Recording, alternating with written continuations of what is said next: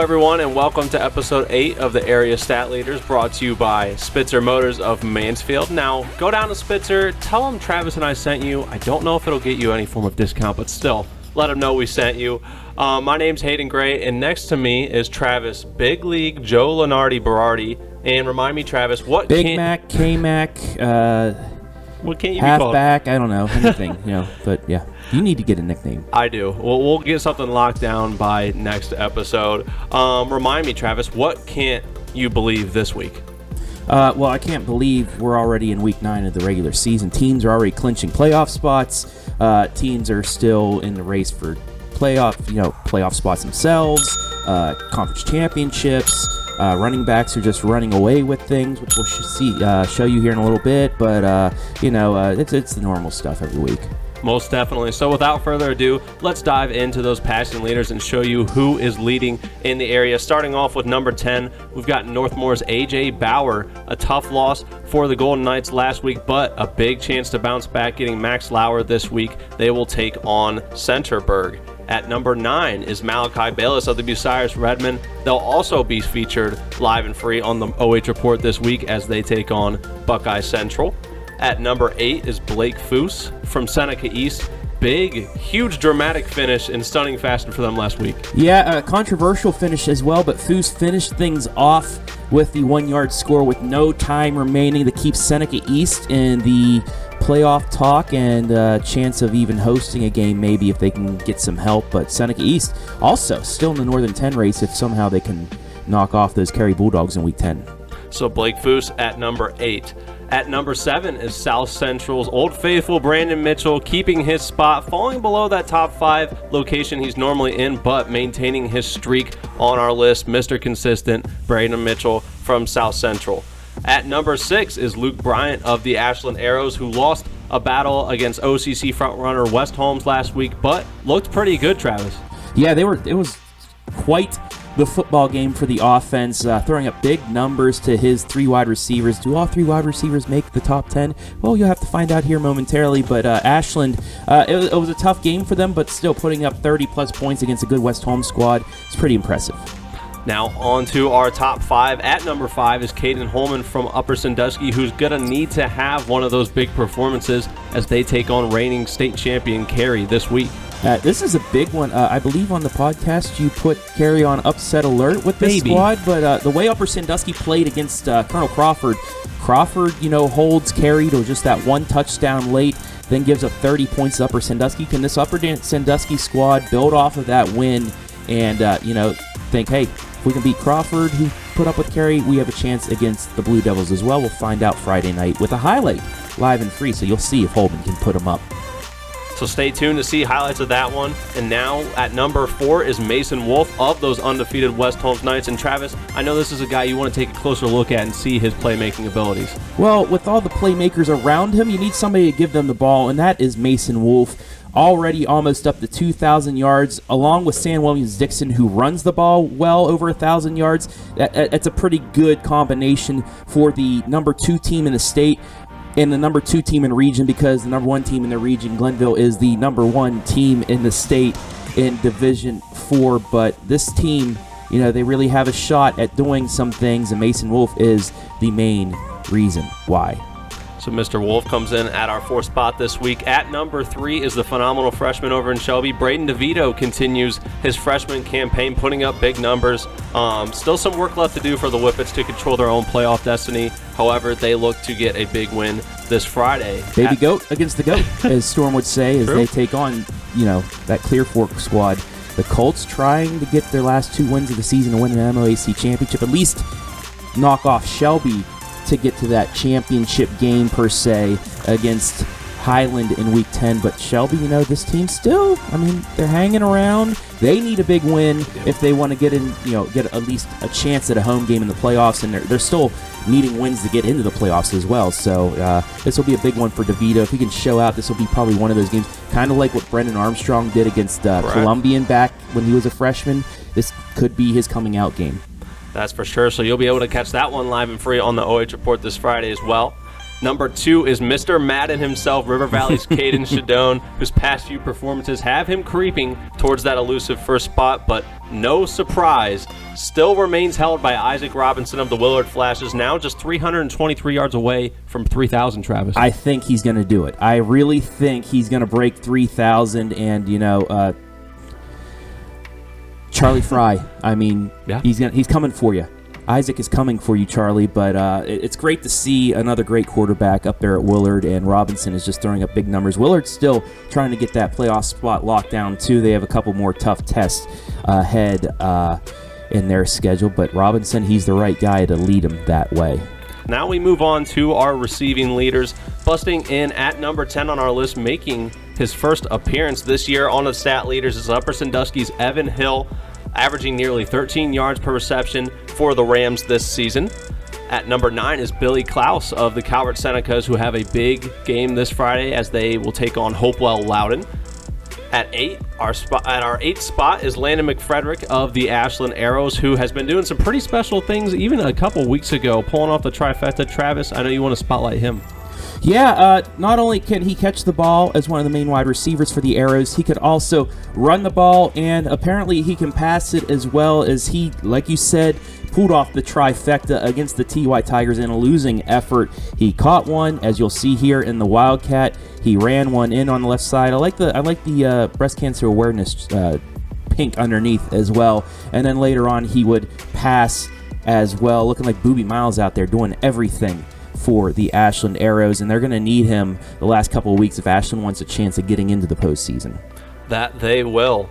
Coming in at number 7 is River Valley's Grant Butler, who holds just an edge over McFrederick. Equal yardage, but 7 more touchdowns, and he's done so in fewer receptions. That's why Grant is our 7th spot on our list. At number 6 is the shifty playmaker from South Central, Isaac Blair, doing great things for them this season. He's placed a solid 100-plus yard cushion between 6th and 7th place. He'll look to continue to climb the ladder. At number 5 is Kyle Maltrick of West Holmes, and he continues to just create top plays week in and week out on our top plays list this week. Well, we were just talking about their quarterback, and with a running back that's probably going to be in the top 10 as well, you'd think they need that playmaker at receiver, and Kyle Maltrich continually has been that guy. And this, with all the good pieces on offense, the defense that West Holmes has, it's hard not to believe they have a legit shot at not only a regional championship, but making it to Canton. We'll stay tuned to find out how they foe the rest of the year. At number 4 is River Valley Viking Kean Shadone. The brother connection continues to grow stronger throughout the season for them, doing great things. The Vikings still competing to control their own playoff destiny. Yeah, and if they do get in, I think they will get into the playoffs. They're going to be a tough out. They might be a low seed, but that doesn't mean anything because they have a chance to be like a Worcester last year as a low seed that made it a few rounds into the postseason. That's this River Valley squad with that high-powered offense. Next on our list at number 3 is Jonathan Metzger of the Ashland Arrows, averaging 19.5 yards per catch. Another Arrow on this list we're starting to pick up. There's a lot that come in pairs on our list. The Arrow's the latest to do so. At number 2 is Cam Robinson of the Willard Flashes, closing in on 1,000 yards for the season, just 17 yards away. So I have a feeling with a QB like Isaac Robinson, he will hit this mark coming up. The Robinson connection is always big. We had the possibility of having 3 Willard Flashes in the top 10 last week, but with some big games with Klaus and Hill, they're just on the outside looking in. But there are still 2 weeks to see do we actually finally get that 3-pack of players into the top 10. We've had a lot of 2s, as you can see here in this top 10 ranking, but if we can get 3 from Willard, that's going to be a first, I think. I think it would. I don't think it's ever been seen on our show before, so stay tuned. A couple more weeks in the regular season to find out. But for this week, sitting at the top spot is Isaiah Ramsey of the Shelby Whippets, who broke that 1,000-yard barrier and looks to continue climbing past it in the last 2 weeks of the regular season. Yeah, the player with 2 S's in his name, not just one. Like we said, with DeVito, big game down at the Valley, live and free on the OH Report as the Shelby Whippets look to get back into the tune of things, clinch that playoff spot. Ramsey and DeVito are going to be 2 big reasons they do that if they want to have a chance at knocking off the Clear Fork Colts, who sit atop the standings with Highland. So that'll be a big game. It always is a big game. It seems like those 2 go at it year after year. I mean, last year, Shelby did blow out Clear Fork in not 1 but 2 games in back-to-back weeks. But I think Clear Fork, they're chomping at the bit to get some revenge on the Whippets. I think they are, and it's going to be a beautiful night with those fall colors coming in down in the Valley this Friday. But now, certainly not the least, but our last segment of the day. Bell Cows. The Bell Cows, the rushing leaders. Let's kick things off at number 10. Welcome back to the top 10. Addison Raymer, the Cougars, facing off against St. Paul this Saturday night. And a Firelands Conference champion will be determined. Yeah, this is, once again, back-to-back weeks, this time at St. Paul's turf up in Norwalk, but still will be live and free on the OH Report. Crestview, can they continue to be the kings of the Firelands Conference, or was this just a one-year fluke per se as St. Paul retakes the crown after losing 2 straight? They have knocked off 6 straight wins. Crestview, well, I believe they won 19 in a row in the regular season, and they're looking to make it 20 when they face off on Friday night, or Saturday night, I should say. It's at St. Paul, so Saturday night, but Raymer going to be one of those big pieces against maybe 2 St. Paul players that are in this top 10. That's called a tease, my friends. We'll see here momentarily. At number 9 is Mount Gilead's Garrett George. Congratulations to him breaking that 1,000-yard barrier on the money. And he, as you alluded to, may have a teammate coming up on the list. But for now, at number 8 is Galleon's Gabe Ivey. Phenomenal season continues for him. Gets that 8th spot by just 2 yards. And a continual good season for Galleon, competing against a lot of tough teams. And they still have the opportunity of making the playoffs, which would be a big accomplishment for them after starting off the season rough. And with everything that went on with Galleon, this would be a big game for them. And as well, this is a good Galleon squad. They put up a fight down at Highland against Dane Nauman and company. They already knocked off Shelby as well. This could be one of those other teams that can be a tough out once you make it into the round of 16, week 1 of the playoffs. At number 7 is Mr. Anything But Bland, Mount Gilead's Matt Bland, who you had a chance to catch up with, Travis, after last week's victory. Yeah, he was our MVP as Mount Gilead knocked off Northmore for the first time in their last 5 tries, and this is what he had to say. A lot of thanks, not to just his game, but the game of his line and his wide receivers, so let's take a look at what he had to say. It doesn't start with me, sir. It starts with the line. The line worked their tails off every play. They do great for me back there, along with me and G. Not only your linemen, but I've seen your wide receivers, especially the ones out on the ends, getting good blocks, clean blocks off to allow you to get that corner. Just what do you guys go through in practice to, one, teach not the hold on the outside, but also just how they can keep those blocks to allow you to get out there? They're taught to kind of shed their block like a basketball where you block somebody out. They're kind of taught that, where that way they don't get a holding call or anything like that to bring the play back. And you also mentioned Garrett. You two, in our stat leaders, you're 9 and 10 right now. You guys continually being in that top 10. You're also number 3 and 4 in the KMAC. But just how great is it, not only you as a rusher, but to have a guy like Garrett that can just pound and pound and pound and wear down a defense? It's amazing. We're 2 different types of players. I'm more elusive. He's more strong. He can truck anybody he wants, basically, and it's just nice to see. Last couple of years have been down years for Mount Gilead, but did it seem like you guys were pointing towards this season being the one where you guys get over the hump? Yes, sir. Yes, sir. Our work ethic in the summer was crazy. We spent countless hours in the weight room and on the field getting timing right with the receivers and quarterbacks, running plays. It was great. So Mr. Bland, 198 yards last week, and just such a well-spoken young man too, Travis, talking about bringing up that offensive line first and those around him. One of the best interviews you've given this year, you said. Yeah, he's a really well-spoken young gentleman down there at Mount Gilead, but he has led this team to their first playoff appearance it's earned. And what I mean by earned is 2020, everybody made the postseason, but this is the first earned playoff appearance since the turn of the millennium, the century. They had, from what I read on Joe Idol, they had never made the playoffs since 2000 when Joe Idol started, and that's a great accomplishment down at Mount Gilead. And this two-headed rushing attack, like I said in the video, they were 9-10. Now they're 7-9, both over 1,000 yards, and still a little backdoor chance at maybe a KMAC championship as well for the folks down there at Mount Gilead.